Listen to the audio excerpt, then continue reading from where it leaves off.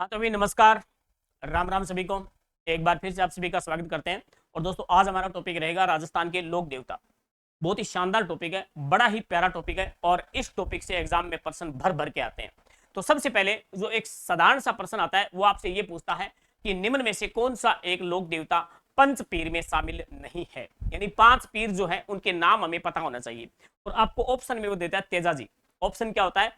तेजाजी। और ये इसका राइट आंसर होता है। इसका मतलब तेजाजी महाराज जो है वो 5 पीरों में शामिल नहीं है। तो सर 5 पीर कौन कौन से हैं? जाहिर सी बात है आपका ये प्रश्न उठेगा। तो 5 पीर जो मैं आपको बताता हूं कि पाबू हड़बू रामदे, एक तो पाबू जी, एक हड़बू जी, एक रामदेव जी। पाबू हड़बू रामदे मांगलिया मेहा, एक है मेहा जी। पांचू पीर पधार जो गोगा जी जेहा, एक है गोगा जी। तो ये जो लाइन मैंने बोली है इसमें पांचों पीर जो है वो समाहित है। ठीक बात है। तो सबसे पहले हम इन 500 पीरों के नाम लिख लेते हैं कि राजस्थान में जो 5 पीर है वो कौन कौन से हैं। यानी 5 पीर। उसके बाद में वन बाई वन जो है वो हम पढ़ेंगे सभी को। और बहुत ही शानदार अंदाज में पढ़ाऊंगा, सारी चीज याद हो जाएगी। सबसे पहले बात करते हैं नंबर 1, गोगाजी महाराज। कौन से महाराज है? गोगाजी महाराज। हिंदू भी पूछते हैं और मुस्लिम भी पूछते हैं, गोगाजी महाराज। उसके बाद में नंबर 2, पाबूजी। कौन है दोस्तों? पाबूजी महाराज। पाबूजी महाराज। उसके बाद में मेहा जी। नंबर 4, रामदेव जी। राम सा पीर है, रामदेव जी।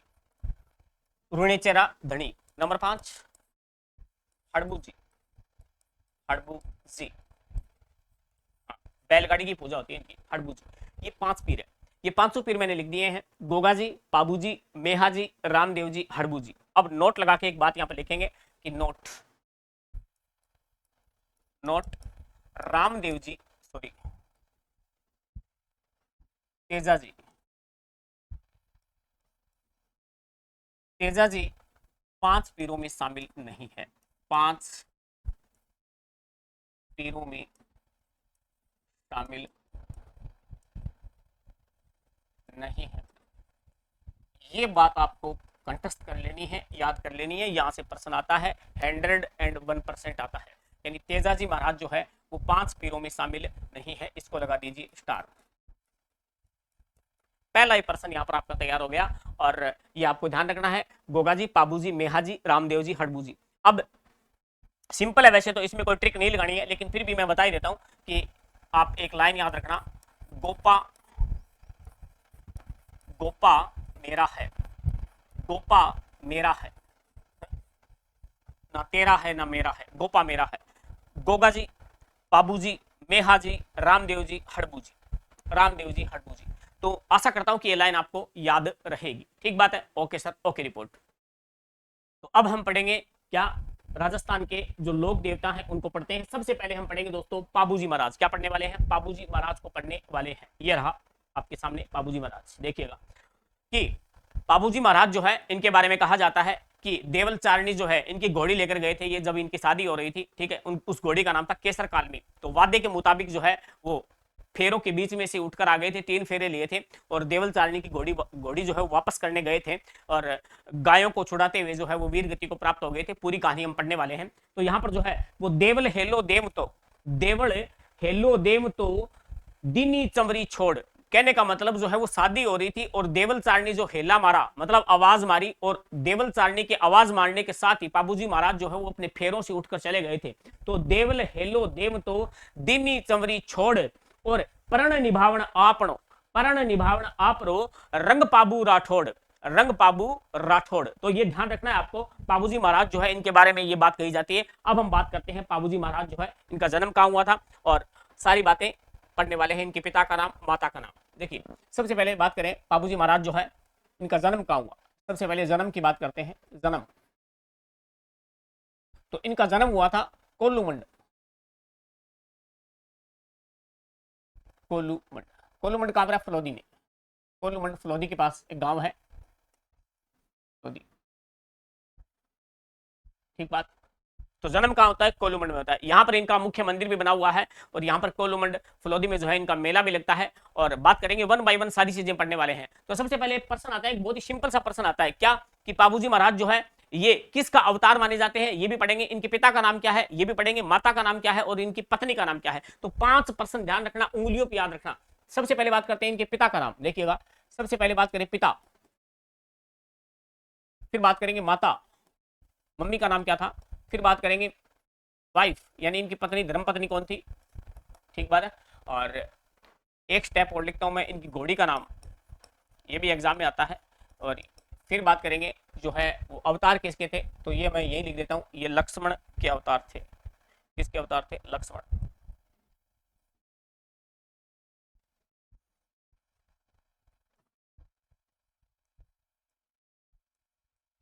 लक्ष्मण का अवतार बहुत ही इंपॉर्टेंट प्रश्न है, बहुत ज्यादा। लक्ष्मण का अवतार अभी फर्स्ट ग्रेड में पूछा गया था आरपीएससी में कि बाबूजी महाराज जो है वो किसका अवतार है? लक्ष्मण का अवतार है। बहुत ही सिंपल सा प्रश्न था, तो ध्यान देना। अब बात करेंगे इनके पिता का नाम क्या था।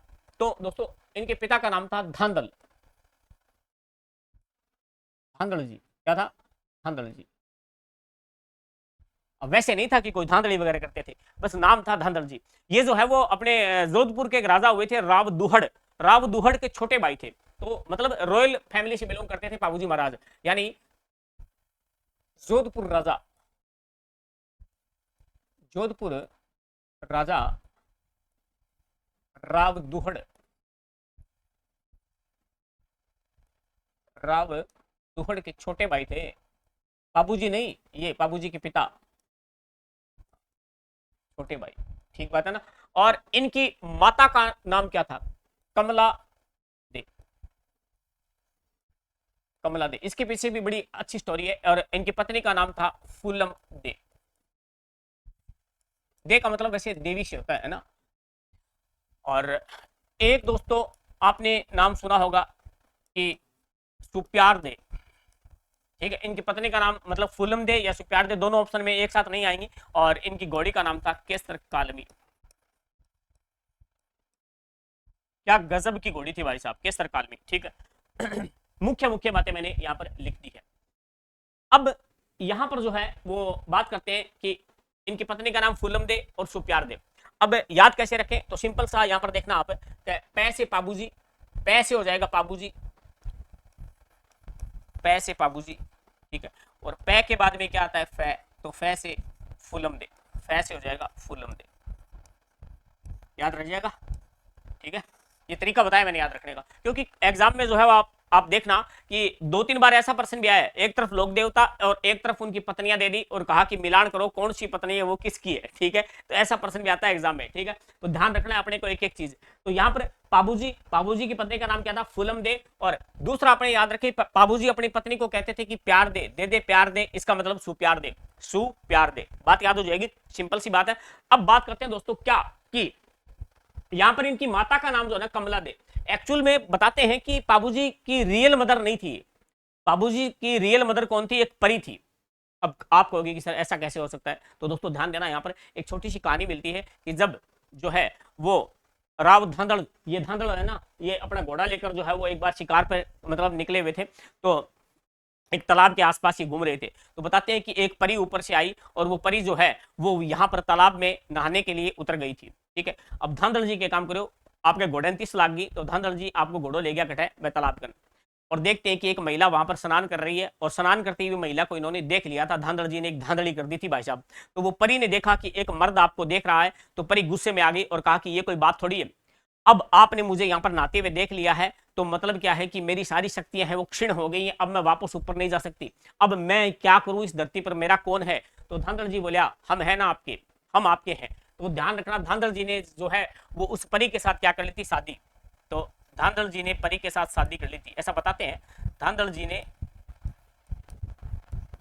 परी के साथ शादी कर ली, परी से शादी कर ली, शादी कर ली। अब कर ली तो कर ली। अब परी से मतलब एक लड़का हुआ, और वो लड़का था पाबूजी। कौन थे? पाबूजी। अब भाई साहब पाबूजी इतने हैंडसम थे जिसकी कोई हद ही नहीं है, बहुत ही ब्यूटीफुल इंसान थे। तो ध्यान रखना, क्योंकि पाबूजी महाराज का जन्म जो है वो किससे हुआ था, एक परी से हुआ था। तो आप सोच सकते हैं पाबूजी महाराज के सारे गुण धर्म जो है वो किस पर चले गए थे, अपनी मम्मी पर चले गए थे। और मम्मी थी कौन, परी। अब परी ने भाई साहब एक शर्त रखी थी धांधड़ जी के सामने कि धांधड़ जी मैं आपसे शादी कर लूंगी और मैं आपके साथ रहूंगी आजीवन, लेकिन ध्यान रखना मेरी एक शर्त है। बोला क्या, आपको वादा करना पड़ेगा, आपको वचन देना पड़ेगा कि आप जो है वो मेरे बेडरूम के अंदर, यानी मेरा बेडरूम भी सेपरेट होगा, मेरे बेडरूम के अंदर बिना नोक नोक किए, यानी आ नहीं सकते, आपको कहना पड़ेगा मे आई कम इन मैडम, ठीक है। तो धांधड़ जी बोला ठीक है, ओके रिपोर्ट। बात मान ली धांधड़ जी ने। लेकिन भाई साहब आदमी जो होता है ना, आदमी के दिमाग में अगर आपसे कह देना कि ये काम मत करो, तो आप ये सोचोगे कि ये काम क्यों नहीं करें, तो आप जबरदस्ती करोगे। तो ध्यान देना, धांधड़ जी ने कुछ समय तो बिता दिया। अब एक दिन धांधड़ जी ने सोचा यार देखते हैं, देखे तो सही, बिना नोक नोक किए, बिना इजाजत लिए अंदर जाके देखते कि मामला क्या है। तो जैसे ही धांधड़ जी अंदर गए तो भाई साहब वहां का दृश्य बड़ा खतरनाक था। सर कैसे, कि एक शेरनी बैठी है और शेरनी एक बच्चे को दूध पिला रही है। वो बच्चा कौन था, पाबूजी महाराज, और वो शेरनी कौन थी, वो परी थी।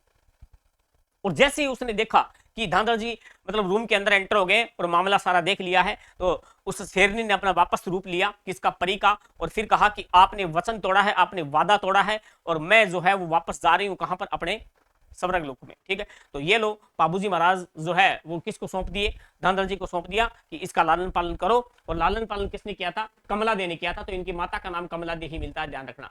अगर आपसे कोई पूछ ले कि इनकी माता का नाम क्या है, तो आपको बताना है कमला दे। ये रही इनकी बात। अब बात करते हैं दोस्तों क्या, कि कई बार वो इनके सहयोगी भी पूछ लेता है। इनके दोस्त थे, किसके, पाबूजी के दो थे, एक तो था चांदा, एक था डामा। चांदा और डामा बताते हैं कि विकट परिस्थितियों में मतलब पाबूजी ने जो है वो इनकी मदद करी थी। तो ये बड़े ही जिगरी दोस्त बन गए थे, किसके, पाबूजी महाराज के, पाबूजी महाराज के। अब पाबूजी की शादी की बात करते हैं। तो शादी की बात अगर करें तो फूलम दे जो है, फूलम दे के बारे में देखना, फूलम दे या सुप्यार दे, फूलम दे जो है वो अमरकोट, जो वर्तमान में पाकिस्तान में पड़ता है, अमरकोट के राजा, अमरकोट राजा सूरजमल सोढ़ा की पुत्री थी, सूरजमल सोढ़ा डॉटर की पुत्री थी। अब भाई साहब पाबूजी जो है वो किसको ब्याहने के लिए जा रहे हैं, फूलम दे को। कहां पर जा रहे हैं, अमरकोट पे जा रहे हैं, ठीक बात। अब जैसे ही पाबूजी तैयार हो गए थे, शेरवानी वेरवानी सारी मतलब एकदम टकाटक, पाबूजी मतलब आंखें काजल डाल रखा, बहुत ही फूटरा लग रहा।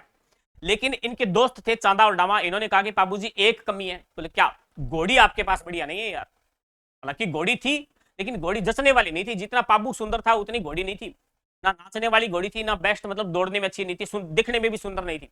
तो पाबूजी ने कहा कि यार ये तो मामला गड़बड़ हो गया, तो क्या करें। बोला आपको घोड़ी लेके आनी है, और घोड़ी किसके लेके आनी है, देवल चारणी। देखो मैंने यहाँ पर बताया था ना, ये देवल हेलो देव, तो देवल चारणी, ये जो केसर काल में घोड़ी जो है वो किसकी घोड़ी थी, देवल चारणी की, देवल चारणी की घोड़ी थी।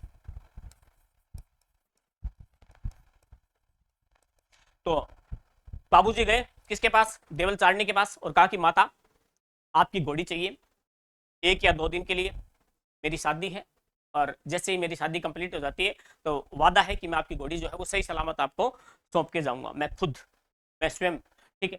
तो देवल चारणी ने कहा कि बाबू ये बात तो ठीक है, लेकिन मैं मेरी घोड़ी दे नहीं सकती। बोला क्यों, क्योंकि मेरी गाय चराने के लिए जो जाता है ना, वो बंदा मेरी घोड़ी लेके जाता है, और वहां पर अगर कोई घटना हो जाती है, मेरी गाय को कोई मतलब चुरा लेता है, तो वो बंदा मुझे आकर सूचना देता है। अगर उसके पास ये घोड़ी नहीं होगी तो वो सूचना कहां से देगा, टेलीफोन तो कर नहीं सकता, क्योंकि फोन उस समय थे नहीं।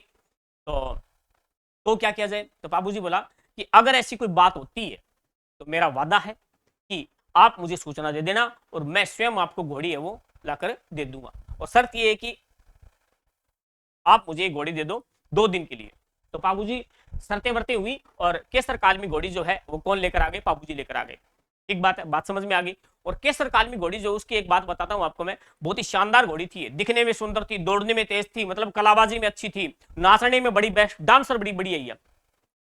तो बाबूजी महाराज ये घोड़ी लेकर गए, और जैसे अमरकोट पहुंचे तो अमरकोट में वहां पर क्या है कि इस घोड़ी की बड़ी चर्चा हुई। किसने करी थी, तो कोल्लू मंड के फलोदी के जो लोग थे, वो शादी में जो गए थे ना, उन्होंने बोले केसर काल में घोड़ी ऐसी है वैसी है, बहुत जोर की मतलब बढ़ाई कर दी ना।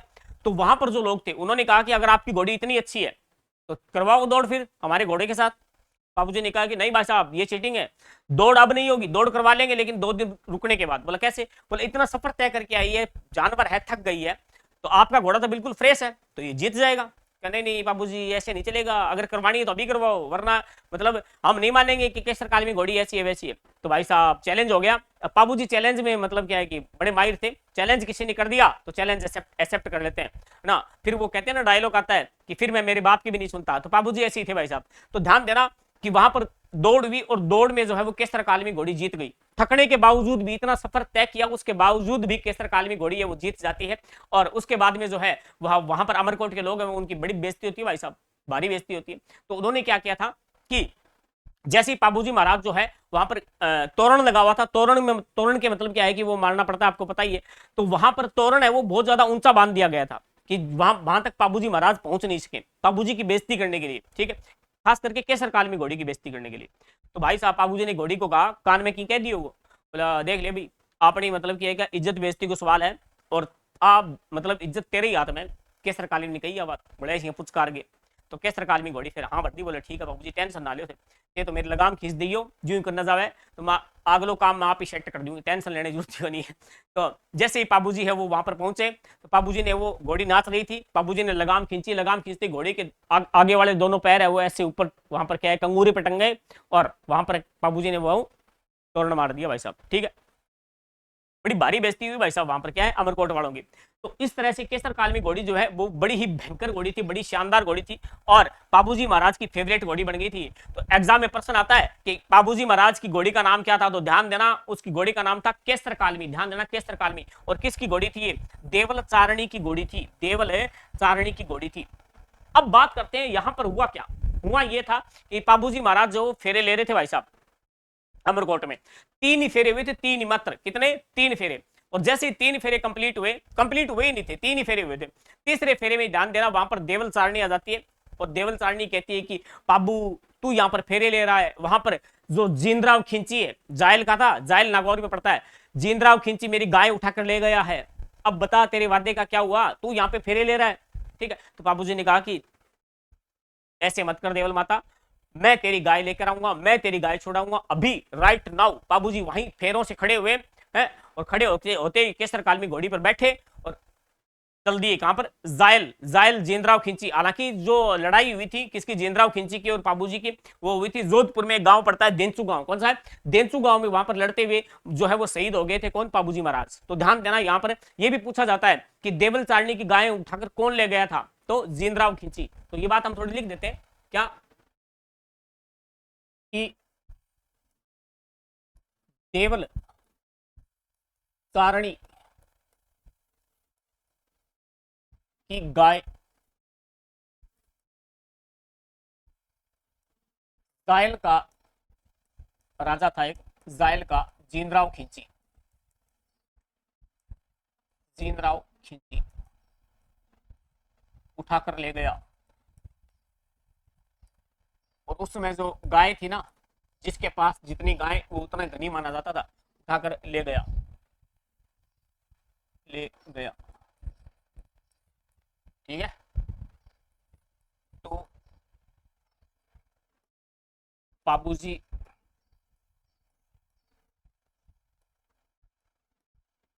तीन फेरों में ही उठकर, 3 फेरों में ही उठकर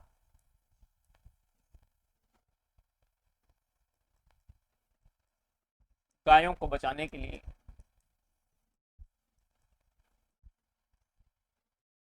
गायों को बचाने के लिए देंचू गांव, ये गांव याद रखना भाई, देंचू गांव। कौन सा गांव है? देंचू। देंचू गांव कहां पर पड़ता है? जोधपुर।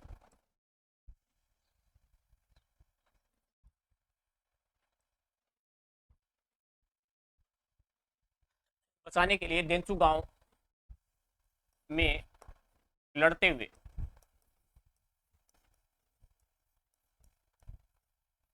वीर गति को प्राप्त हो,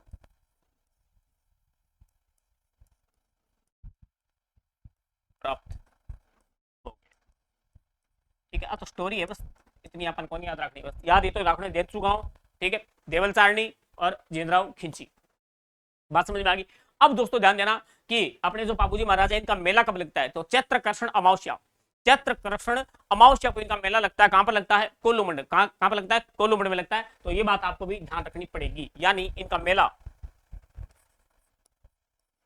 जो है वो कब लगता है, तो चैत्र कृष्ण अमावस्या, चैत्र कृष्ण पक्ष अमावस्या, अमावस्या याद रखना है। कहां पर लगता है, कोल्लूमंड। कहां पर लगता है, कोल्लूमंड, कोल्लूमंड लोधी। याद हो जाएगा, हो जाएगा याद है। अब ध्यान देना, अपने बाबूजी महाराज जो है इनको कहते हैं ऊंटों का देवता, यानी ऊंट जब बीमार हो जाता है तो बाबूजी की फड़ है वो बांची जाती है। तो याद रखना, इनको कहते हैं ऊंटों का देवता और प्लेग रक्षक देवता। प्लेग एक रोग होता था पहले, तो प्लेग रक्षक देवता भी जो है वो इनको कहा जाता है। तो याद रखना, एक तो ऊंटों की देवता, क्या, एक तो दोस्तों क्या, ऊंटों की देवता,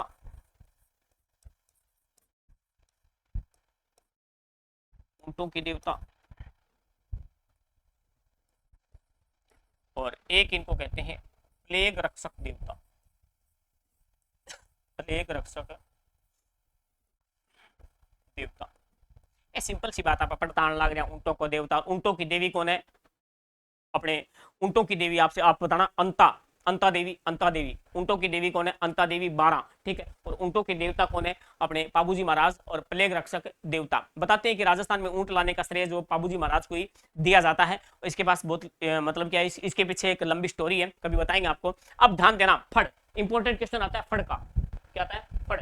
बाबूजी की फड़ जो है वो सबसे लोकप्रिय फड़ मानी जाती है। सबसे लंबी फड़ तो मानी जाती है देवनारायण जी महाराज की, और सबसे लोकप्रिय फड़ किसकी है, बाबूजी महाराज। ध्यान देना, क्योंकि भील जाति के भोपे, भील जाति के भोपे जो है वो रावण हत्ता वाद्य यंत्र के साथ जो है वो बाबूजी की फड़ बांधते हैं। इंपॉर्टेंट क्वेश्चन है ये, यानी बाबूजी की फड़ आपसे कोई पूछ ले कि बताइए भाई साहब, बाबूजी की फड़ जो है वो कौन सी वाद्य यंत्र के साथ है वो बांधी जाती है, तो बाबूजी की फड़ जो है वो भील जाति के भोपे, भील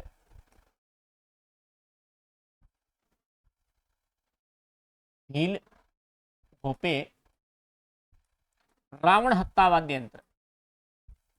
याद रखना, रामदेव जी है ना, रावण हत्ता, बाबूजी रावण हत्ता, क्योंकि दोनों जो है वो साधु थे। यानी पाकिस्तान में अमरकोट में शादी किसकी हुई थी, बाबूजी महाराज की, और अमरकोट में शादी किसकी हुई थी, रामदेव जी महाराज की। दोनों साधु हुए ना। तो ध्यान देना, जब अपने रावण हत्ता कहां यूज होगा, बाबूजी, और रावण हत्ता कहां यूज होगा, रामदेव जी। ये दोनों क्वेश्चन याद रखना। तो रावण हत्ता वाद्य यंत्र, रावण हत्ता वाद्य यंत्र के साथ बांधते हैं।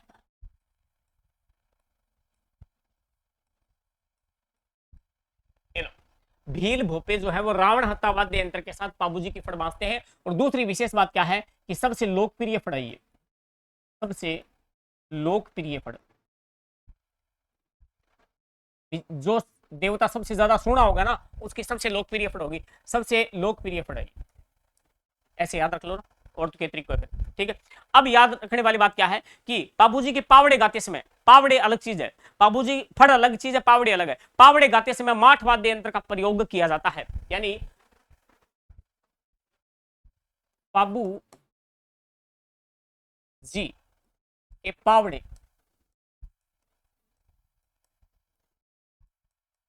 गाते समय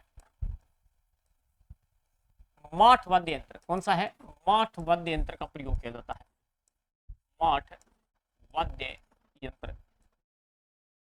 माठ वाद्य यंत्र जो है वो अवनद वाद्य यंत्र है। ये तत्व है, ये क्या है, तत्व वाद्य यंत्र, ये क्या है, तत्व वाद्य यंत्र, ये तत्व है, और ये क्या है, अवनद, अवनद वाद्य यंत्र है। क्लियर बात। तो ये माठ वाद्य यंत्र और रावण हत्ता वाद्य यंत्र आपको याद रखना है। अब दो तीन बातें और याद करेंगे, क्या सर, कि पाबू प्रकाश एक ग्रंथ है जो किसका लिखा हुआ है, आसिया मोड़जी। पाबू प्रकाश ग्रंथ किसका लिखा हुआ है, आसिया मोड़जी का लिखा हुआ है। ये याद रखने योग्य बात है। हालांकि मैंने अपने जो है वो एक टॉपिक लगता है राजस्थानी भाषा और साहित्य, ठीक है, तो वहां मैंने करवा दिया। ये पाबू प्रकाश कौन सा है, पाबू प्रकाश, ये जो पुस्तक है ये किसकी लिखी हुई है, बाबू प्रकाश, ये पुस्तक लिखी हुई है दोस्तों आसियाम मोड़जी, किसकी लिखी हुई है? आसिया मोर्जी। और एक है पाबूजीरा छंद, क्या है? पाबूजीरा छंद, ये किसका लिखा हुआ है? बिट्ठू मेहा जी। किसका लिखा हुआ है? बिट्ठू मेहा जी। एक तो पाबू प्रकाश, एक आपका पाबूजीरा छंद, पाबूजीरा छंद। ये किताब किसकी लिखी हुई है? ये लिखी हुई है बिट्ठू मेहा जी। बिट्ठू, मिट्ठू नहीं है, मिट्ठू अलग चीज होती है, मेरे मिट्ठू मियाँ, बिट्ठू मेहा जी। ठीक है, दोनों ही इंपॉर्टेंट है, यानी याद रखने की बात क्या है, ये किताब जो है वो काफी बार पूछ ली गई है, इसलिए मैं इसे लगा देता हूँ स्टार। बाबू प्रकाश किसकी है? आसिया मोर्जी। किसकी है? आसिया मोर्जी। एक बार दोबारा देखिएगा। सबसे पहले हमने बात करी यहाँ पर, क्या हल्का से रिवीजन करते हैं कि 5 पीर अपने, क्या है? 5 पीर हैं, जिसमें एक आपका गोगा जी, पाबू जी, मेहा जी, रामदेव जी, हड़बू जी। गोपा मेरा है, गोपा मेरा है, ना तेरा है ना मेरा है। और ये रहे अपने, क्या है? पाबू जी महाराज। क्या बात है, कितने मतलब थप रहे हैं, घोड़ी के ऊपर बैठे हैं, केसर कालमी घोड़ी है भाई साहब। और ध्यान देना, देवड़ हेलो देव तो दिनी चवरी छोड़, आप छोड़ देंगे, मान लो सपोज करो थारो ब्याह तो छोड़ दोगे, दिनी चवरी छोड़ और प्रण निभावण आप रंग पाबू राठौड़, रंग पाबू राठौड़। बात रखना ध्यान, क्या? फूलम दे सु प्यार दे। किसकी पत्नी? पाबू जी। किसकी पत्नी है? पाबू जी। क्लियर? हाँ, इनकी माता का नाम क्या है?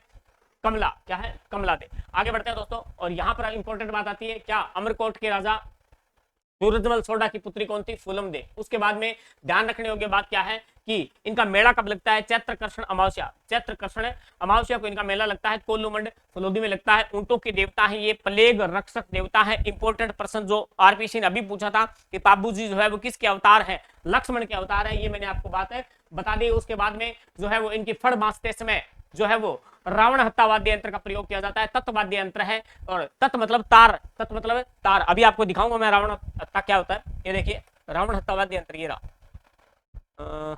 और ये देख लो, रावण हत्ता, क्या?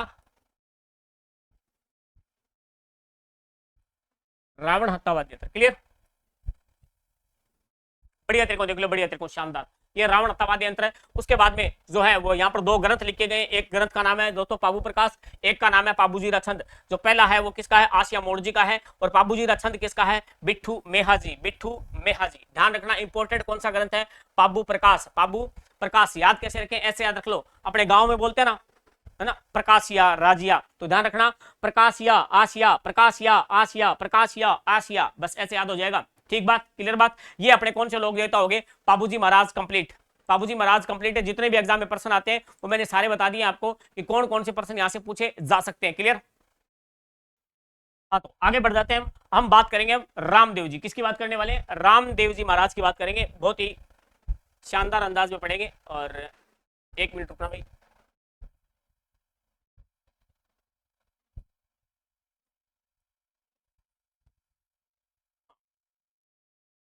ये रहे रामदेव जी।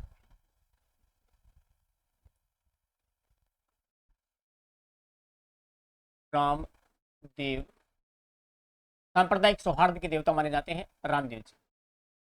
राम सापीर बोलते हैं इनको। क्या बोलते हैं? राम सापीर। अब रामदेव जी जो है, ध्यान देने की बात क्या है कि सबसे पहले हम क्या पढ़ेंगे कि रामदेव जी के पिता का नाम, रामदेव जी का जो जन्म स्थान है वो कौन सा है, माता का नाम, इनकी पत्नी का नाम और इनके गुरु का नाम भी एग्जाम में पूछ लिया जाता है। तो सबसे पहले बात करने वाले हैं रामदेव जी का, थोड़ा बायोडाटा देखते हैं कि मतलब इनका जन्म कहाँ हुआ वगैरह वगैरह। एक चीज मैं यहाँ पर आपको बता देता हूं कि रामदेव जी जो है वो विष्णु का अवतार है। विष्णु का अवतार। बाबू जी किसका अवतार? लक्ष्मण का। रामदेव जी किसका अवतार? विष्णु का अवतार। ठीक है, पहले ही पेज से प्रश्न आ जाएगा, ध्यान देना। अब यहां पर आगे बढ़े तो इनका जन्म पूछ लिया जाता है एग्जाम में। इनका जन्म कहां हुआ पूछ लिया जाता है। इनके पिता का नाम, फादर ऑफ रामदेव जी। पूछ लिया जाता है इनकी मम्मी जी का नाम, इनकी माता। और पूछ लिया जाता है धर्म पत्नी। मुख्य मुख्य बातें पढ़ेंगे। इनका जन्म कहां हुआ था? तो रामदेव जी का जन्म हुआ था उडू कश्मीर। उडू कश्मीर एक जगह पड़ती है बाड़मेर। उडू कश्मीर, उडू के कश्मीर। अब ये मोदी जी वाला कश्मीर नहीं है। एक बार मोदी जी आए थे अपने राजस्थान में, उन्होंने कहा कि रामदेव जी का जन्म जो है, जबान फिसल गई थी बेचारों की, रामदेव जी का जन्म जो है वो कश्मीर में हुआ था। उडू कश्मीर है ये। उडू कश्मीर कहां पर है भाई और बहनों? ध्यान देना, उडू कश्मीर है बाड़मेर। कहां पर है, बाड़मेर। ठीक है। हाँ, तो बात करेंगे इनका जन्म जो है वो कब हुआ था, तो हुआ था भाद्रपद शुक्ल द्वितीया। इनका जो जन्म वो इंपॉर्टेंट है, बाबेरी बीज बोलते हैं इन्हें, क्या बोलते हैं, बाबारी बीज, यानी भाद्रपद शुक्ल द्वितीया को इनका जन्म हुआ था, इंपॉर्टेंट है ये। यानी इनका जन्म जो है वो कब हुआ था, भाद्रपद शुक्ल द्वितीया, भाद्रपद शुक्ल द्वितीया। और इसको कहते हैं बाबारी बीज, क्या कहते हैं, बाबारी बीज।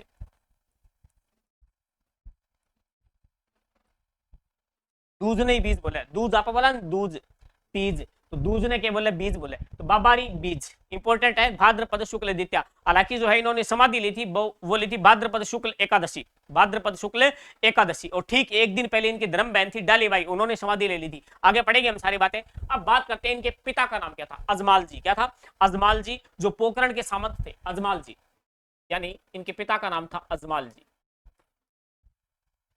एक मिनट भाई रे, अजमाल जी, पोखरण, तो जैसलमेर में है पोखरण, पोखरण के सामंत थे ये, सामंत। हालांकि पोखरण की जागीर जो है वो मल्लीनाथ ने इनको दी थी। और इनकी माता का नाम, इट इज वेरी इंपॉर्टेंट, पिता का नाम अजमाल जी और माता का नाम क्या था, मैणा दे, मैणा दे। पत्नी का नाम था नेतल, माता का नाम था मैणा दे और पत्नी का नाम था नेतल, नेतल दे।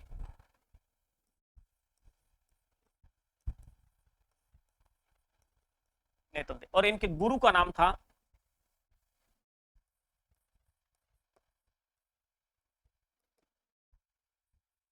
बालीनाथ,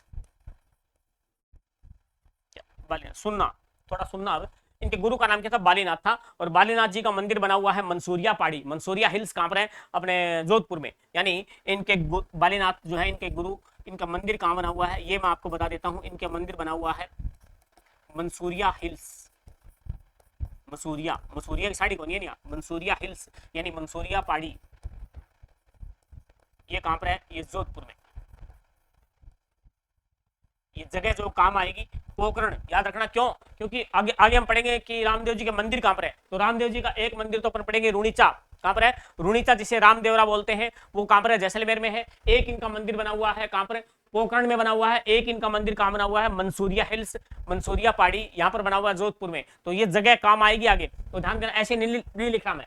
तो पत्नी का नाम था नेतल दे। नेतल दे के बारे में एक बात ध्यान रखना, क्या सर, मैंने कहा कि रामदेव जी और बाबू जी दोनों एक ही जगह इनकी शादी हुई थी अमरकोट में, तो दोनों साडू भाई थे। तो नेतल दे जो है वो अमरकोट में के दलेल सिंह की पुत्री थी, यानी नेतल दे जो है वो अमरकोट, अमरकोट, अमरकोट के दलेल सिंह सोडा, दलेल सिंह सोडा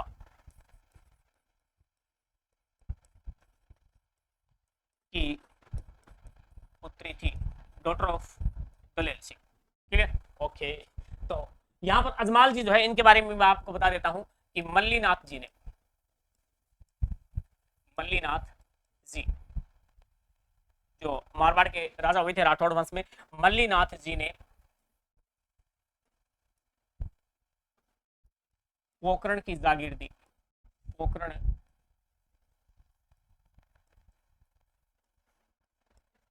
जागीर दी।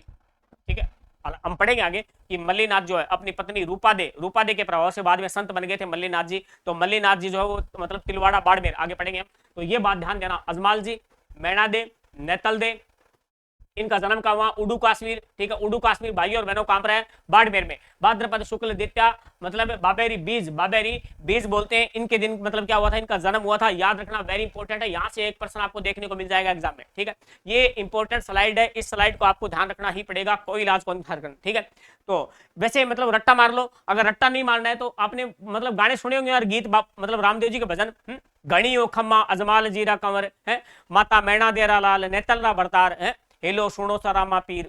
तो ये मतलब क्या है कि अपने भजन सुनते हैं, उस भजन में भी नाम आता है कि अजमाल जीरा कंवर, माता मैणा देरा लाल नेतलरा भरतार, हेलो सुनो रामा पीर, हेलो सुनो रामा पीर। समझ में आ गई बात है, ओके सर, ओके। अब बात करते हैं दोस्तों क्या कि इनका एक दोस्त था, उसका नाम था हरजी बाटी। बाबूजी के फ्रेंड का नाम क्या था? चांदा और डामा। इनके एक दोस्त का नाम क्या था? हरजी बाटी। बहुत मतलब क्या सहयोगी था इसका, रामदेव जी का दोस्त का नाम था हरजी बाटी, और घोड़े का नाम क्या था? लिल्लो। क्या था? लिल्लो। ये भी ध्यान रखना भाई साहब, सारी चीज पूछे एग्जाम में। यानी बाबूजी के दोस्त कौन था?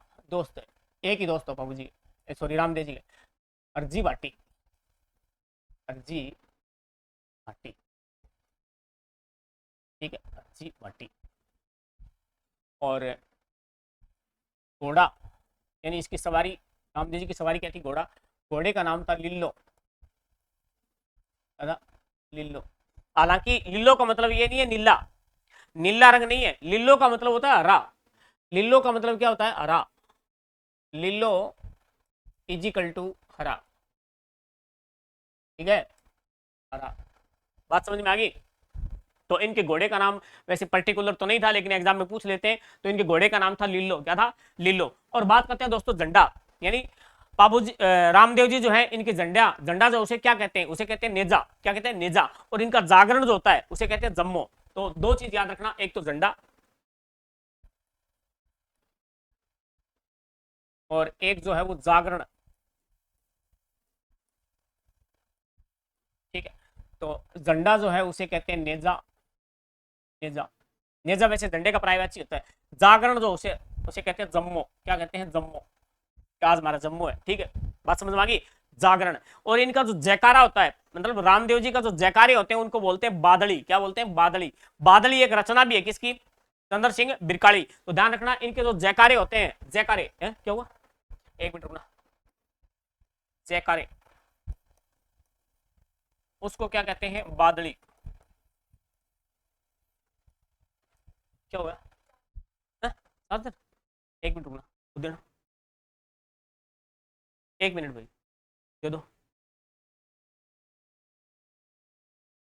दे दियो, ठीक है।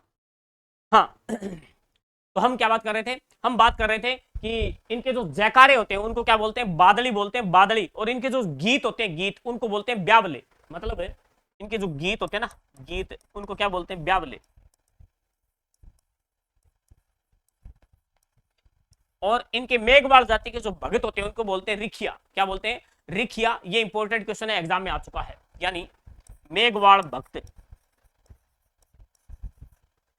जो होते हैं, मेघवाल भक्त, उनको क्या बोलते हैं? रिखिया। रिखिया, ठीक है। यहां से जो प्रश्न ज्यादा पूछा जाता है ना, एक तो ये आरपीसी ने पूछ लिया ये, और एक इनका पूछा जाता है ये, ठीक है। ये दोनों चीज याद रखना, एक तो झंडा, एक आपका मेघवाल भक्त जो है, इनको क्या कहते हैं? रिखिया बोलते हैं। क्या बोलते हैं? रिखिया बोलते हैं। इतनी बात समझ में आ गई? ठीक है सर, अब आगे बताओ। अब बात करते हैं दोस्तों कि इनका जो मंदिर है, इनका मुख्य मंदिर कहां बना हुआ है? तो आपका रुणीचा में बना हुआ। कहां बना हुआ है? रुणीचा। रुणीचा कहां पर है? रुणीचा है जैसलमेर में। कहां पर है? जैसलमेर में। और वहां पर जो मेला लगता है वो लगता है भाद्रपद शुक्ल द्वितीया, यानी इनका जन्म कब हुआ था? भाद्रपद शुक्ल द्वितीया। तो इनका जो मेला है वो लगता है दोस्तों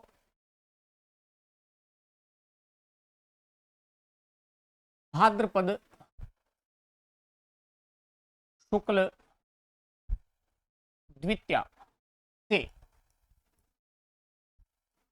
भाद्रपद शुक्ल एकादशी, ठीक है।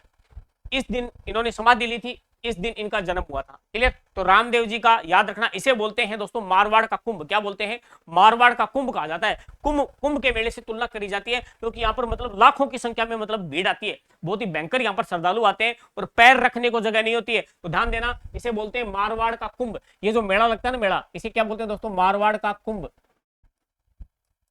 मारवाड़ का कुंभ। और ये मारवाड़ का कुंभ जो है ये कहाँ लगता है? तो ध्यान देना, ये लगता है रुणीचा। रुणीचा, जिसे रामदेवरा भी बोलते हैं। रुणीचा कहां पर है? जैसलमेर। कहां पर है? जैसलमेर। ये लो, तो इनका मेला हो गया। क्लियर बात? अब इनका जो मुख्य मंदिर है, मंदिर वैसे इनके दो तीन है, लेकिन इनका मेन मंदिर है वो कहां पर है? रुणीचा जैसलमेर। रुणीचा जैसलमेर मैंने आपको बता ही दिया है, लेकिन फिर भी लिख देते हैं इनका मंदिर। दो तीन मंदिर याद रखना। इनका जो मंदिर है एक तो ध्यान रखना रुणीचा, रुणीचा कहां पर है? जैसलमेर। एक मैंने आपको बताया था क्या सर कि पोखरण, ठीक है। एक मैंने आपको बताया था क्या, रुणीचा में हो गया, पोखरण में हो गया। एक याद रखो कि इनके गुरु बालीनाथ, इनके गुरु बालीनाथ का मंसूरिया, मंसूरिया हिल्स जोधपुर में, तो यहां पर भी इनका मंदिर बना हुआ है रामदेव जी का, मंसूरिया, मंसूरिया, ठीक है। यहां पर भी इनका मंदिर बना हुआ है। तो इनके मंदिर है वो दो तीन याद रखना। एक बहुत इंपॉर्टेंट मंदिर है, एक गुजरात में भी मंदिर बना हुआ है इनका, जिसे भारत का मतलब क्या छोटा रामदेवरा बोलते हैं, लेकिन राजस्थान में छोटा रामदेवरा आपसे पूछ ले तो खुंडियावास अजमेर, खुंडियावास कहां पर है? अजमेर, यानी खुंडियावास, खुंडियावास ये जगह ध्यान रखना, ये कहां पर है? अजमेर। मंसूरिया ये कहां पर है? जोधपुर। ये कहां पर है? जैसलमेर। ये कहां पर है? जैसलमेर, ठीक है। तो इनके चार मंदिर इंपॉर्टेंट है। ज्यादा इंपॉर्टेंट मंदिर कौन सा है? तो जहां पर मारवाड़ का कुंभ कहते हैं उसे रुणीचा, ठीक है। इसे रामदेवरा भी बोलते हैं, रामदेवरा, ठीक है। यहां पर इन्होंने जीवित समाधि ली थी, ध्यान देना यहां पर। और यहां पर इनकी धर्म बहन थी डालीबाई, धर्म बहन कौन थी? डालीबाई। डालीबाई ने भी मतलब क्या है दोस्तों, यहां पर क्या है, समाधि ली थी रुणीचा में एक दिन पहले। तो ध्यान देना, बात करेंगे धर्म बहन,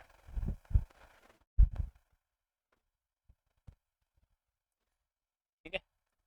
ये भी प्रश्न पूछा हुआ है, इनकी धर्म बहन का नाम क्या था? धर्म बहन कौन थी? तो धर्म बहन का नाम था डालीबाई, डालीबाई, याद रखना। डालीबाई जो है, इन्होंने भाद्रपद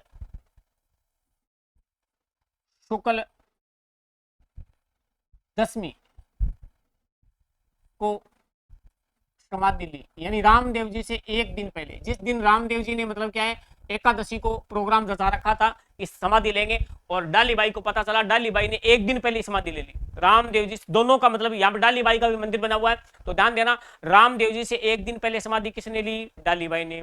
डालीबाई कौन थी? रामदेव जी की धर्म बहन, ठीक बात है। हाँ, मेघवाल जाति की थी।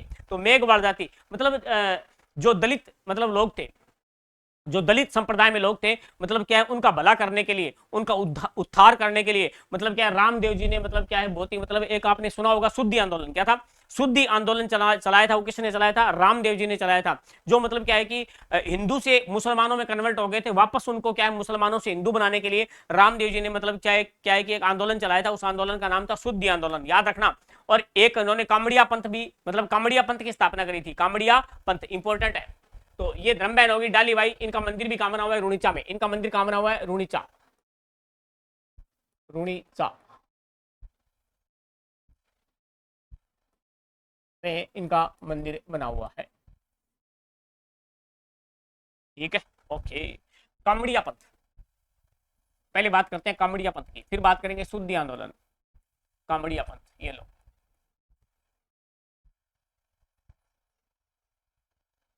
तो आपसे कोई पूछ ले कामड़िया पंथ से संबंधित कौन से लोक देवता? रामदेव जी। आपसे कोई पूछ ले शुद्धि आंदोलन से संबंधित कौन से लोक देवता? रामदेव जी। इतनी बात याद रहेगी। अब कामड़िया पंथ के लोग जो होते हैं वो 13 ताली नृत्य करते हैं, इंपॉर्टेंट है, लोक नृत्य में पूछा जाता है। क्या सर? कि कामड़िया पंथ के लोग जो होते हैं, कामड़िया पंथ के लोग 13 ताली नृत्य, कौन सा नृत्य है? 13 ताली नृत्य करते हैं। और महिलाएं जो है वो ये नृत्य करती हैं, और बैठ के किया जाता है ये नृत्य। कब? बैठकर। हाँ, प्रश्न आता है कि निम्न में से कौन सा एक नृत्य है जो बैठ के किया जाता है? 13 ताली नृत्य है, ये मैंने आपको नृत्य में पढ़ा दिया है, अब यहां पर ज्यादा इसकी चर्चा नहीं करेंगे। कामड़िया पंथ हो गया। एक ध्यान रखना, शुद्धि आंदोलन, क्या दोस्तों? शुद्धि आंदोलन, ठीक है। आपसे कोई पूछ ले शुद्धि आंदोलन से किस लोक देवता का संबंध है, तो ध्यान देना रामदेव जी, ठीक है। हाँ, यानी हिंदुओं से मुसलमान, मुसलमान बने,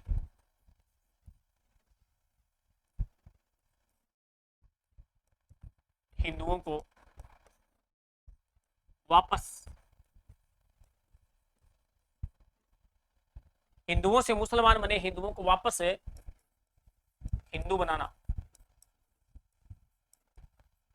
ठीक है। इसके लिए इन्होंने एक आंदोलन चलाया था और इस आंदोलन का नाम क्या था? शुद्धि आंदोलन। याद हो जाएगा, बहुत इंपॉर्टेंट है, याद रखना ही पड़ेगा। उसके बाद में अगर बात करें कि रामदेव जी जो है एक अच्छे कवि भी थे, एक अच्छे कवि थे, मतलब क्या था कि एक अच्छे लेखक भी थे। रामदेव जी एक अच्छे कवि थे और रामदेव जी ने 24 वाणियां नामक एक ग्रंथ लिखा था। यानी आपसे कोई पूछ ले ऐसा लोक देवता जो एक कवि भी था, यानी रामदेव जी आया हुआ प्रश्न है ये। रामदेव जी एक अच्छे राइटर भी थे, अच्छे कवि भी थे, ठीक है। और ये आपको याद रखना पड़ेगा, इंपॉर्टेंट लाइन है, एग्जाम में पूछी हुई है, ठीक है। अब यहां पर आता है, प्रश्न उठता है कि इन्होंने ग्रंथ लिखा था, उस ग्रंथ का नाम क्या था? 24 वाणियां, 24 वाणियां, ठीक है। कुछ लेख 24 वाणियां ग्रंथ जो किसका है? रामदेव जी का। 24 वाणियां ग्रंथ किसका है? रामदेव जी का है, इंपॉर्टेंट है। उसके बाद में बात करें तो इनको राम सा पीर भी कहते हैं, इनको पीरों का पीर कहते हैं। दोस्तों याद रखना, पीरों का पीर किसे कहते हैं? राम सा पीर। तो रामदेव जी के जो अन्य नाम है वो क्या है? इनको कहते हैं राम सा पीर। क्या कहते हैं?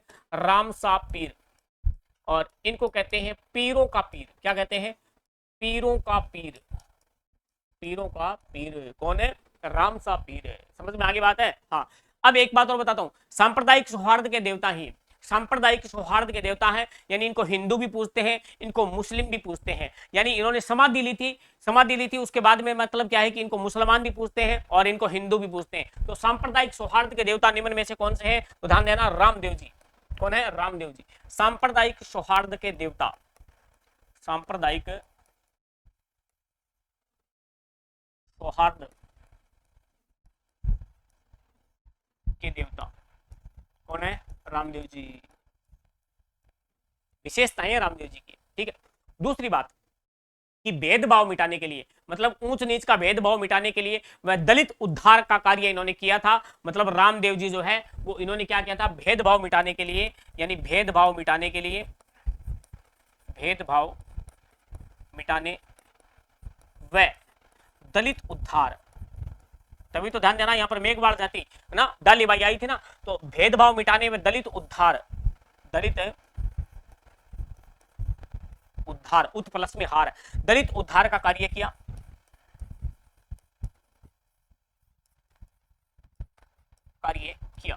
ठीक है। और तो क्या ही बात है, इतनी बातें होगी ना।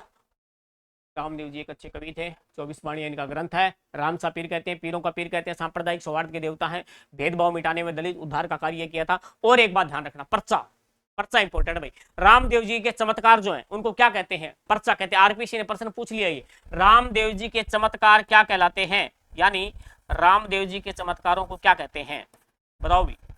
रामदेव जी के चमत्कार, मिरेकल्स, रामदेव जी के चमत्कारों को क्या कहते हैं? तो याद रखना, पर्चा। क्या कहते हैं? पर्चा। पर्चो दीनो राम सा पीर है, तो पर्चा कहते हैं भाई साहब। क्लियर बात? इतनी बातें समझ में आ गई? बहुत ही सिंपल बातें पढ़ी है, एक बार फिर देख लेते हैं हल्का सा, क्योंकि रामदेव जी इंपॉर्टेंट है भाई। सबसे पहला प्रश्न, विष्णु का अवतार, उड्डू काश्मीर, भाई और बहनों, बाड़मेर, भाद्रपद शुक्ल द्वितीया, बाबरी बीज, पिता अजमाल जी, पोखरण के सामंत थे, मैणा दे इनकी माता का नाम था, इनकी पत्नी का नाम था नेतल दे, ठीक है। गुरु इनके बालीनाथ थे, बालीनाथ का मंदिर बना हुआ मंसूरिया हिल्स, जोधपुर, ठीक। आगे बढ़ो, आगे हमने बात कर ली, इनके दोस्त, इनके बेली का नाम था हरजी बाटी और इनके घोड़े का नाम था लिल्लो। क्या था? लिल्लो। और पाबूजी की घोड़ी का नाम क्या था? केसर कालमी, देवल चारणी की घोड़ी थी। झंडा नेजा कहलाता है, जागरण जम्मो कहलाता है, जयकारे बादली, बादली याद रखना, बादली रचना किसकी है? चंद्र सिंह बिरकाड़ी। इनके गीत को क्या कहते हैं? ब्यावले। और मेघवाड़ भक्त जो है वो क्या कहलाते हैं? रिखिया। आगे बढ़ो, इनका मेला कब लगता है? तो जिस दिन इनका जन्म हुआ था उससे लेकर इन्होंने समाधि कब ली थी? भाद्रपद शुक्ल द्वितीया। तो मैं यहां पर लिख देता हूं, भाद्रपद शुक्ल द्वितीया को इन्होंने समाधि ली थी, समाधि।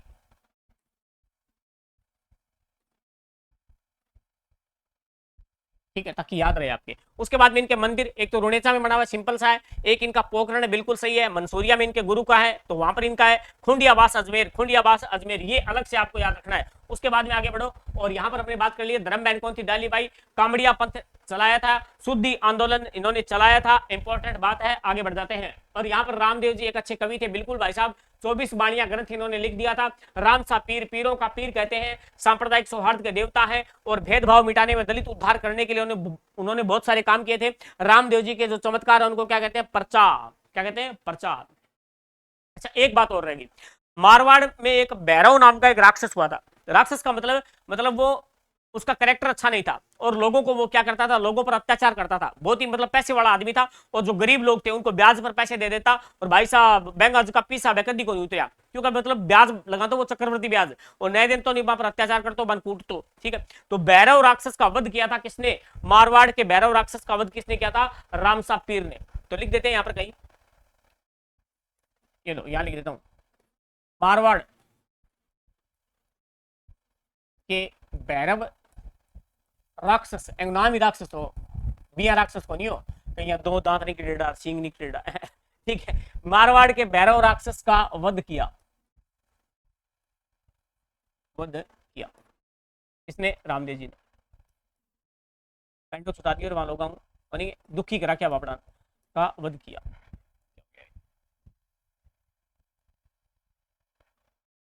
किया ओके रिपोर्ट डन है मामलो, कोई दिक्कत को नहीं। हाँ, अब बात करेंगे दोस्तों, हमने पढ़ लिया पाबूजी महाराज, हमने पढ़ लिया क्या आपका ये रामसा पीर। अब बात करेंगे एक लोक देवता और पढ़ेंगे, और पढ़ेंगे हड़बू जी। क्या पढ़ेंगे? हड़बू जी। हाँ ये रहे हड़बू जी, लोक देवता श्री हड़बू जी साखड़ा। बिल्कुल बिल्कुल सही बात है, हड़बू जी, हड़बू।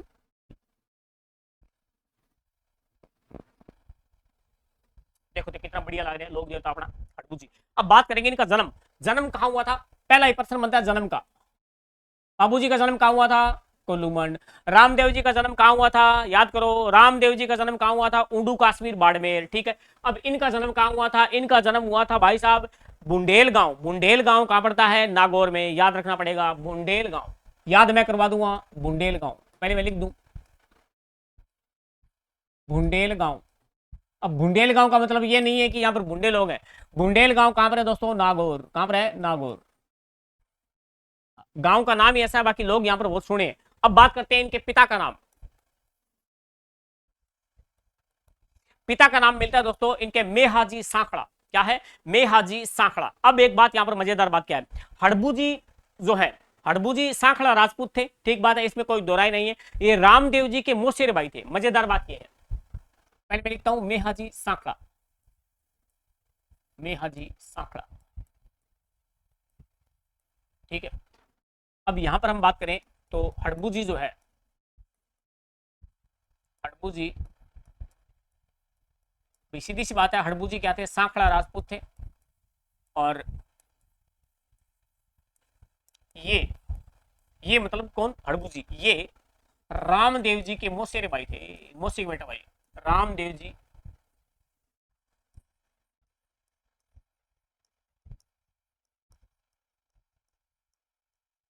मौसेरे भाई, सागी भाई को नहीं, मौसी के बेटा भाई। ठीक, इतनी बात याद रखनी है। अब इनके गुरु का नाम सोचो, रामदेव जी के मौसेरे भाई है। रामदेव जी के गुरु का नाम क्या बताया था? अभी बताया था मैंने, रामदेव जी के गुरु का नाम था बालीनाथ, जिनका मंदिर बना हुआ है मंसूरिया पहाड़ी जोधपुर में। तो भाई साहब दोनों भाई है, मौसी का बेटा भाई है। बांगा गुरु कौन है? बालीनाथ। तो आंगा भी गुरु कौन हुआ? बालीनाथ। यानी इनके गुरु का नाम क्या था? तो गुरु का नाम बालीनाथ, बालीनाथ। इतनी बात समझ में आ गई? तो गुरु जी बहुत सियानी बात बताइए। अब मैं आपको एक बात बताता हूं, ये मतलब क्या थे? भविष्य वक्ता थे, फ्यूचर, भविष्य वक्ता। आगे क्या होगा, किसके साथ क्या होने वाला है, ये बात बता देते थे। अड़बू जी मतलब क्या है? इनको ये शक्ति प्राप्त थी। यानी हम लिख देंगे यह या ये भविष्य वक्ता थे। प्रश्न आ जाए, निम्न में से कौन सा लोक देवता भविष्य वक्ता था? भविष्य वक्ता, भविष्य वक्ता मतलब यहाँ मान लो या कोई नहीं आपा कड़ी जावा या आपा सुना कहे मतलब फलाणो आदमी आखा देखे, तो ए तरीको याद रखो कहे मतलब आखा देखता, यानी भविष्य वक्ता थे। प्रश्न आ जाए, निम्न में से कौन सा लोक देवता है जो भविष्य वक्ता भी था? अड़बू जी। कौन है? अड़बू जी। क्या हो गया? चल नहीं, देखो सही, ओके ठीक है। हाँ, अब बात करते हैं कि ये भविष्य वक्ता थे, शानी बात है। इनके गुरु का नाम क्या था? बालीनाथ, बिल्कुल शानी बात है। अड़बू जी रामदेव जी के मौसेरे भाई थे, बहुत ही बढ़िया बात। इनके पिता का नाम मेहाती सांकड़ा, गुंडेल गांव में इनका जन्म होता है। दोस्तों आगे बढ़ जाते हैं, आगे बढ़ जाते हैं। अब बात करेंगे कि एक बात बताता हूं मैं, मारवाड़ का एक शासक था राव जोधा। राव जोधा आप जानते हो, मारवाड़ जब आप पढ़ते हो तो वहां पर आता है राव जोधा। राव जोधा जो है, इन्होंने क्या है कि आशीर्वाद, राव जोधा को मंडोर विजय का आशीर्वाद किसने दिया था? अड़बू जी ने। इंपॉर्टेंट क्वेश्चन है कि राव जोधा को मंडोर, मंडोर कहां पर पड़ता है? जोधपुर में। मंडोर विजय का आशीर्वाद दिया किसने दिया? हड़बू जी ने दिया था, याद रखना ये बात है। और मंडोर जीतने के बाद, मंडोर जीतने के बाद जो है वो राव जोधा बड़ा राजी हुआ और राव जोधा ने बेंगटी गांव जो है वो उपहार स्वरूप किसे भेंट किया? इंपॉर्टेंट क्वेश्चन है, वेरी वेरी वेरी इंपॉर्टेंट। बेंगटी गांव किसे इंपॉर्टेंट मतलब भेंट किया? तो अपने अड़बू जी को। तो यहां पर हम बात करते हैं क्या कि इन्होंने, मतलब किन्होंने? अड़बू जी ने। इन्होंने राव जोधा को, राव जोधा को मंडोर विजय का आशीर्वाद दिया। मंडोर विजय का आशीर्वाद दिया, आशीर्वाद, आशीर्वाद दिया। और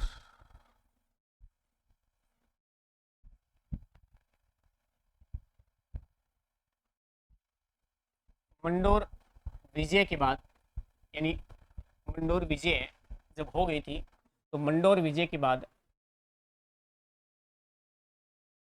जोधा ने राजी होकर, जोधा ने अड़बू जी को, अड़बू जी को बेंगटी गांव दिया। बस वो नाम भूल जियो, बेंगटी गांव दिया, बेंगटी गांव दिया। तो मास्टरों वो याद रखना पड़ो था, इंपॉर्टेंट है, बहुत ज्यादा इंपॉर्टेंट है कि याद रख लियो जी, बेंगटी गांव दिया। स्टार लगा दियो मैंने, बोले तो 3 स्टार, 5 स्टार तो लगा, 3 स्टार बनाइए। ठीक है, अब ये जो मंदिर है ना, अब प्रश्न आ जाए अड़बू जी का मुख्य मंदिर कहां बना हुआ है? बेंगटी गांव में बना हुआ है। बेंगटी गांव का जो मंदिर बना हुआ है ना अड़बू जी का, वो मंदिर बनवाया था महाराजा अजीत सिंह ने। मारवाड़ का एक राजा हुआ था अजीत सिंह, उन्होंने बनवाया था। तो बात करते हैं इनका मंदिर है, इनका मंदिर कहां बना हुआ है? तो जाहिर सी बात है बेंगटी गांव में। इनका मंदिर कहां बना हुआ है? बेंगटी, बेंगटी गांव। और प्रश्न पूछ ले ये मंदिर बनवाया किसने? महाराजा अजीत सिंह, महाराजा, महाराजा अजीत सिंह ने बनवाया, ने बनवाया। ये लो जी, सिंपल बात है। अब अड़बू जी क्या थे? मतलब गायों की सेवा करते थे, गायों को मतलब चारा लेकर डालते थे, और चारा किससे लाते थे? बैलगाड़ी से लाते थे भाई साहब। ठीक है, तो हड़बू जी के पास एक बैलगाड़ी थी, उस बैलगाड़ी से मतलब क्या है, गायों के लिए चारा लाते थे। और भविष्य में क्या हुआ, लोगों ने इनकी बैलगाड़ी की पूजा करना शुरू कर दिया। तो प्रश्न आता है कौन से लोक देवता हैं जिनकी मतलब क्या बैलगाड़ी की पूजा होती है? मंदिर में बैलगाड़ी की पूजा किसकी होती है? तो हड़बू जी की होती है। इंपॉर्टेंट है, यानी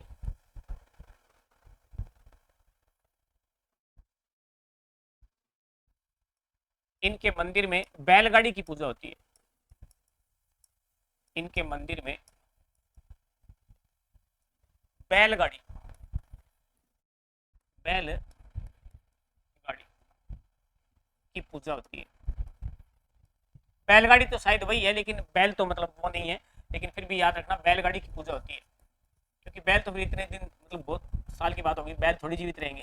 ठीक है, तो बैलगाड़ी की पूजा होती है, इंपॉर्टेंट बात है। ठीक है, अब दोस्तों अगला प्रश्न क्या बनता है? अगला प्रश्न ये बनता है कि एक तो ये आप स्टार लगा लो, एग्जाम में आता है। और इनका वाहन क्या था? मतलब मंदिर बता दियो, फिर बात करांगा वाहन, मतलब आंगन गाड़ी कौन सी? स्कॉर्पियो, एक फॉर्च्यूनर। देखो इनका वाहन था सियार, क्या था? सियार। ठीक है, वाहन क्या था? सियार, याद रख लेगा। ठीक है, अब इनका एक ग्रंथ भी मिलता है, और उस ग्रंथ का नाम है सगुन विचार ग्रंथ। इंपॉर्टेंट है, इनका एक ग्रंथ मिलता है दोस्तों, ग्रंथ। उस ग्रंथ का नाम क्या है? कोई पूछ ही लेता ना, बता दियो। हालांकि इतना इंपॉर्टेंट कौन लागे मैंने? सगुन विचार ग्रंथ, सगुन विचार 24 वाणिया किसका है? रामदेव जी। 24 वाणिया किसका है? रामदेव जी। बाबू प्रकाश किसका है? आसिया मोड़ जी। बाबूजी छंद किसका है? बिट्ठू मेहा जी। याद है क्या भूलने लग रहे हो? ठीक है, याद रखना सगुन विचार ग्रंथ। सगुन विचार ग्रंथ किसका है? तो याद रखना किससे संबंधित? अपना हड़बू जी। ये अपने हड़बू जी हो गए। चलो दोबारा इसको रिपीट करते हैं हल्का सा। सबसे पहले हड़बू जी का जन्म कहां हुआ? बुंदेल। याद रख लो, मैं आपको याद करवा देता हूं। हड़बू जी ऐसे याद रखो, इसमें डे, ये मान लो डे, हड़बू जी में डे, बुंदेल में डे। इसका मतलब इनका जन्म कहां हुआ था? बुंदेल में। कहां हुआ था? बुंदेल में हुआ था। इतनी बात याद होगी। ठीक है, आगे बढ़ो। आगे जैसे बढ़ते हैं तो ध्यान देना कि हड़बू जी को कौन सा गांव दिया था? बेंगटी। हड़बू जी में डे, हड़बू जी में डे, और डे डे वाली लाइन में क्या आता है? टे टे ठे डे, टे ठे डे। तो ध्यान रखना बेंगटी गांव किससे संबंधित है? हड़बूजी से संबंधित है। अब बात करते हैं, यहाँ पर बैलगाड़ी की पूजा होती है। किसकी पूजा होती है? बैलगाड़ी। इंपॉर्टेंट क्वेश्चन है, टापरों को याद नहीं होता है, मैं याद करवाता हूँ। ऐसे याद रख लो, बैलगाड़ी जब चलती है, बैलगाड़ी जब चलती है तो क्या होती है? हड़बड़ाहट। क्या होती है? हड़बड़ाहट। ऐसे ऐसे चलती है। पक्की सड़क पे कभी बैलगाड़ी चलती है ना, तो ध्यान रखना ऐसे चलती है, हड़बड़ाहट करती हुई। तो हड़बड़ाहट यानी बैलगाड़ी चलती है, हड़बड़ाहट करती हुई चलती है। इसका मतलब बैलगाड़ी का संबंध किससे है? हड़बू जी। किससे है? हड़बू जी। बैलगाड़ी जब चलती है तो हड़बड़ाहट करती है, हड़बू जी। ठीक है, याद करने के लिए बात कर रहे हैं, बाकी अन्यथा हमारा कोई इरादा नहीं है। हड़बू जी याद रखना, इनका वाहन क्या है? सियार है, और इनका ग्रंथ कौन सा है? सगुन विचार ग्रंथ। कौन सा है? सगुन विचार ग्रंथ। बताओ, इतनी बात याद होगी? सिंपल सिंपल बातें याद करिए मैंने। एक बार हल्का सा फिर रिवीजन कर लेते हैं, अगर आपको मतलब समस्या आ रही है तो 2 मिनट में रिवीजन कर लेंगे, 2 मिनट में। ठीक है, चलो अभी अब बात करते हैं दोस्तों क्या कि सबसे पहले हम बात करें तो आपका आता है सबसे पहले यहाँ पर पाबू जी। क्या आते हैं? पाबू जी महाराज की बात करते हैं। ये लो, एक ही सेकंड में रिवाइज कर देंगे। सबसे पहले बात करेंगे किसकी? पंचपीर। गोपा मेरा है, गोपा मेरा है। तेजाजी पंचपीरों में शामिल नहीं है। आगे बढ़ो, यहाँ पर बात करते हैं कोल्लूमठ फलोदी। लक्ष्मण का अवतार कौन है? अपने पाबू जी महाराज। धांधल जी कौन है? धांधल जी जोधपुर के राजा राव दुहड़ के छोटे भाई। इनके माता का नाम क्या था? कमला। माता का नाम क्या था? क्या हो गया? बदल हो गया?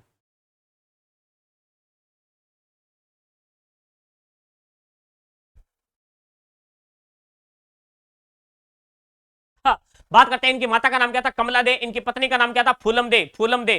पै पाबूजी, पै के बाद क्या था? फै। फै मतलब फूलम दे। और ध्यान रखना पाबूजी कहते थे प्यार दे, सुप्यार दे, मतलब सुप्यार दे। घोड़ी का नाम क्या था? केसर कालमी देवल चारणी की घोड़ी थी, और इनके बेली का नाम था चांदा और डामा।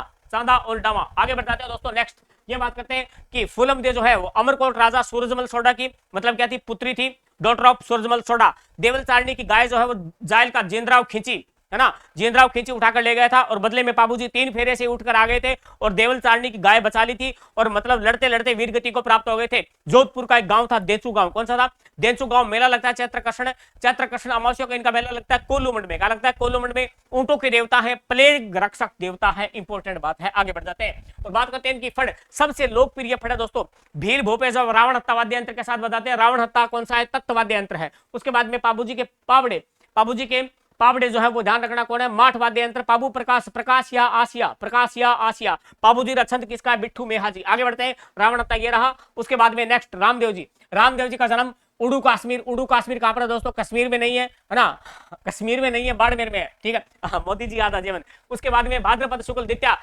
बाबारी बीज, बाबारी बीज। और याद रखना एक गीत याद रखना, वैसे क्या कौन सा गीत है? अजमाल जीरा कंवर है, माता मैना देरा लाल नेतलना भरतार, हेलो सुनो राम सापीर। उसके बाद में बात करते हैं दोस्तों बालीनाथ, है ना, मंसूरिया। बालीनाथ इनके गुरु का नाम था, और हरजी वाटी इनके बेली का नाम था। घोड़ा, इनका घोड़ा है दोस्तों लिल्लो। ठीक है, लिल्लो का मतलब दोस्तों लीला नहीं होता, लिल्लो का मतलब होता है हरा। उसके बाद में झंडा, नेजा, जागरण, जम्मू, जयकारे, बादली, गीत ब्यावले, गीत ब्यावले। और मेघवाल भक्त जो है उनको कहते हैं रिखिया। क्या कहते हैं? रिखिया। आगे बढ़ जाते हैं, मेला लगता है इनका भाद्रपद शुक्ल द्वितीया। जब इनका जन्म हुआ था उससे लेकर जब इन्होंने समाधि ली थी, भाद्रपद शुक्ल अपने एकादशी। क्लियर? मारवाड़ का कुंभ कहते हैं, रुणीचा जैसलमेर को कहते हैं। रुणीचा जैसलमेर में बहुत भयंकर मेला लगता है, भीड़ होती है, भीड़, पग रखने के लिए जगह नहीं होती है। और ध्यान रखना यहाँ पर एक रुणीचा में मंदिर है इनका, यहाँ पर पोखरण में मंदिर है, मंसूरिया हिल्स जहां पर इनके गुरु का मंदिर है वहां पर भी इनका मंदिर बना हुआ है। और खुंडियावास अजमेर, ध्यान रखना इनका अलग से एक मंदिर है। उसके बाद में धर्म बैंड इनकी डाली बाई है, कामड़िया पंथ है, शुद्धि आंदोलन है, कौन है? रामदेव जी। उसके बाद में रामदेव जी एक अच्छे कवि भी थे। इनका 24 वाणियां इनका ग्रंथ मिलता है। राम सा पीर, पीरों का पीर, सांप्रदायिक सौहार्द के देवता है, भेदभाव मिटाने वाले देवता है, दलित उद्धार के लिए इन्होंने बहुत सारा काम किया था। इसीलिए ध्यान रखना, मेघवाल जाति के इनके भक्त ज्यादा मिलते हैं। और यहाँ पर रामदेव जी के चमत्कार को पर्चा कहते हैं। क्या कहते हैं? पर्चा। उसके बाद में हड़बू जी। क्या है हड़बू जी में? कुछ याद नहीं रखना, बस हड़बू जी में याद रखना डे। क्या याद रखना है? डे। और ध्यान रखना बुंडेल में भी क्या है? डे। और बेंगटी में टै। बेंगटी में क्या है? टै। बस ऐसे याद हो जाएगा। बैलगाड़ी चलती है तब क्या करती है? हड़बड़ाहट। ध्यान रखना हड़बू जी सांखला राजपूत थे। ये रामदेव जी के मौसेरे भाई थे, मौसी का बेटा भैया। और इनके गुरु का नाम क्या था? रामदेव जी का जो गुरु होगा वही किसका गुरु होगा? ध्यान रखना अपने हड़बू जी का। ये भविष्य वक्ता थे, है ना, फ्यूचर देखते थे भाई साहब, फ्यूचर। और इन्होंने राव जोधा को मंडोर विजय का क्या दे दिया था? आशीर्वाद, तथास्तु। ठीक। उसके बाद में ध्यान रखना, मंडोर विजय हो गई थी तब जोधा राजी हुए थे और जोधा ने हड़बू जी को एक गांव दिया था। उस गांव का नाम था बेंगटी गांव। और ध्यान रखना आरपीसी का प्रश्न बन गया कि बेंगटी गांव किससे संबंधित है? बेंगटी गांव किससे संबंधित है? तो ध्यान रखना हड़बू जी। इनका वाहन का नाम क्या था? इनका वाहन क्या था? स्कॉर्पियो थी या सीआर? सीआर। उसके बाद में इनके ग्रंथ का नाम क्या था? सगुन विचार ग्रंथ। क्या था? सगुन विचार ग्रंथ। तथास्तु। ये बात हमने बात कर ली है दोस्तों अपने राजस्थान के लोक देवता। और इनमें हमने अपने 3 पढ़ लिए। कौन कौन से? पाबू जी पढ़ लिया, हमने पढ़ लिया दोस्तों अपने रामदेव जी, हमने पढ़ लिया हड़बू जी। ठीक बात। आशा करता हूं आपको क्लास अच्छी लगी होगी। मिलते हैं अगली क्लास में, तब तक धन्यवाद। जय हिंद।